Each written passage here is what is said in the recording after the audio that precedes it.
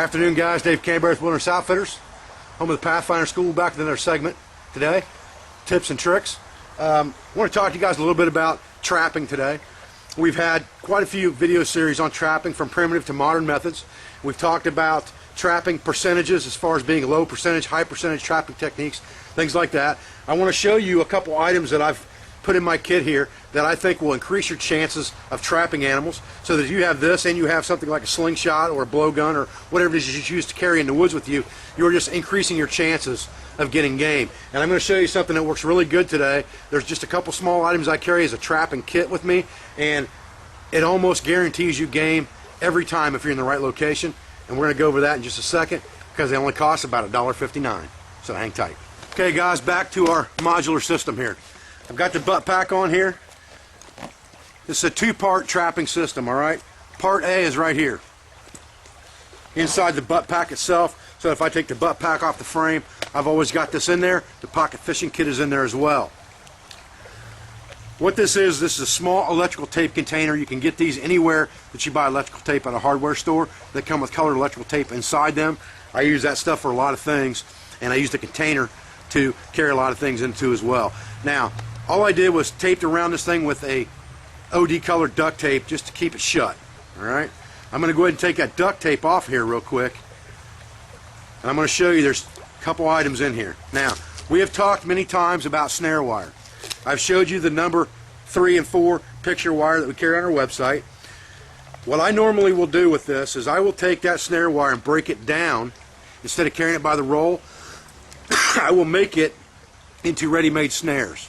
Alright? Inside this container are 15 snares that average 2 foot long, give or take an inch. 2 foot of snare wire that you can connect to parachute cord if you need to, or you can tie it straight off to a tie-off branch or whatever to catch game with. In the middle of that, I just have a small cake of beeswax. The reason that is in there is because in the wintertime, if you wax this wire, it keeps it from freezing up, and it will help it to operate smoothly in the wintertime.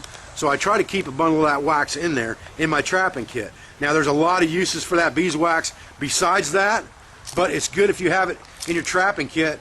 You can use it for other things too. Just like the signal mirror that's kept in my last ditch kit, I can use that signal mirror for personal hygiene. So a lot of things are multi-purpose that you carry, but you carry them where you're going to need them the most. I'm going to need this wax the most with my trapping stuff, so that's where it's at. Now, component number 2 to this, and this is the part I wanted to show you that was most exciting for me to show you today. On the back of this Alice frame, there is a hole, or I should say a shelf back here kind of, where the V-bars come in, where the waist strap is. Alright? And that allows you to stash some things back in the back there. That's where I've got this tube strapped down to that's got my arrows in it. It also has one pouch inside there, and it's just molly strapped to this frame and sitting on that V in there, so it doesn't go anywhere, doesn't affect anything, it's not in my way at all when I'm wearing the pack. I'm going to take that off there and show you what's inside. Okay guys, this is just a regular molly magazine pouch, just like we sell on our website for probably $5 or $6. I can't remember what we sell them for now, but you can get these Army surplus stores. It's a Gen 2 molly 30-round magazine pouch. It just so happens that it perfectly fits 2 full-size, if I can get them out of here, rat traps. Okay, there are 2 of them in here, back to back. I've drilled holes in the end of these to put tie-off cord to, so nothing runs off with my traps. They don't weigh very much in this pouch, and they're out of the way in that pack frame. You don't even notice they're there. So let's talk about high percentage trapping techniques. Okay, a rat trap is a high percentage trapping technique, as high percentage as, or more so even though, than leg hold traps and things like that, and conibear traps that you use for trapping game for fur. And we've went over those in other videos before. The difference with these is, these are made mainly, you would use these mainly for small game. They're made to catch rats, okay? Ground squirrels, things like that, even small squirrels, even small possums I've seen kill with these, but small ground squirrels and things like that, any area that you're in that has a lot of chipmunks and things like that in it, these things are very, very high percentage trapping, okay? If they'll kill a rat, they'll kill a chipmunk, and they will kill a ground squirrel. So all you have to have for this is bait.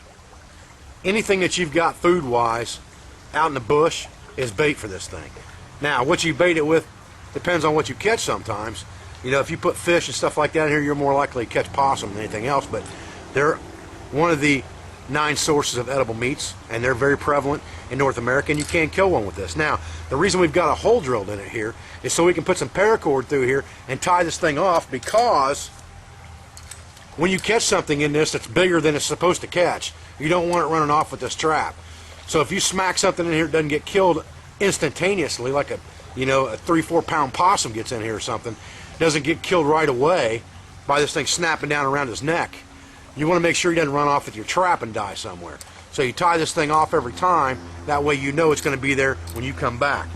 I've got 2 of these in this pouch. This is just about, if I put these out in the right spot, around some log jams, things like that, where ground squirrels are bound to be hanging out, this is probably 90% there's going to be something in one of these 2 traps. So if I have to eat, and I'm looking for meat sources, this is my #1 best option. #1 best option right here as far as trapping goes, over and above snares and everything else. Like I said, snares are good, but snares are a low percentage trapping technique in that it takes a great many of them to be assured of catching something. These traps, these mouse traps and rat traps, are not like that. If you set this thing out and anything gets around it to eat, you're going to kill it. All right, it's a killing trap, and it is a very, very effective killing trap.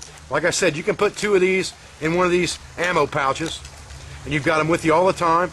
I've got that thing just strapped to the back of my Alice Pack frame inside that pocket by these molly straps. They don't weigh a whole lot. I don't even notice that they're there, but I've always got them if I need them in case of emergency, or if I'm just out practicing my skills and I want to verify that these things work. I might set a couple of these up before I go to bed at night, get up the next morning, and I got a nice hot breakfast. Okay guys, so here it is, tucked right back in that frame where it came from, out of the way behind the kidney pad where I don't even know it's there. Like I said, these things are about $1.59 or $2 at the most. Sometimes you can buy them in packages at 2 for like $3 at a dollar store. But if you go to buy a 110 conibear, you're talking about $5 to $8 per trap, and they weigh twice as much as one of these does. And these things are effective killing machines, guys. Do not underestimate something like this. And for all you guys who are looking for the common man, cheap kind of stuff, and the kids out there looking to put together a kit, this is a very inexpensive way to add traps to your kit that are almost a no-brainer to catch animals with. Well, I'm Dave Canterbury with Wilderness Outfitters Archery, home of the Pathfinder School. I hope you've enjoyed this short segment on trapping, and trapping with rat traps, common man traps as I like to call them. But I appreciate your views, I appreciate your support, I appreciate everything, and I hope that you guys enjoy the videos from the people that I'm going to invite to post videos on my site. There's going to be a couple other guys I'm going to talk to out west. I'd like to make sure that we have a really well-rounded site so that you guys only have one place you have to go to find good videos, whether it be desert survival or woodland survival. I'm also going to try to get somebody up from the Canadian area to do some stuff for Boreal Forest, and that way I've got a real good rounded site and 4 or 5 different guys posting videos on there that I trust to make good videos that are informative and will steer you in the right direction. And I'll still be making videos right up to the day that something happens where I've got to be taken away for a little while to do some other things, and we'll discuss that later on. You know, a lot of you guys are already on the right track with what's happening, but I can't divulge anything at this time, so we'll get to it when we can get to it. Till then, we just all have to be patient, including myself. So thank you very much and have a good day.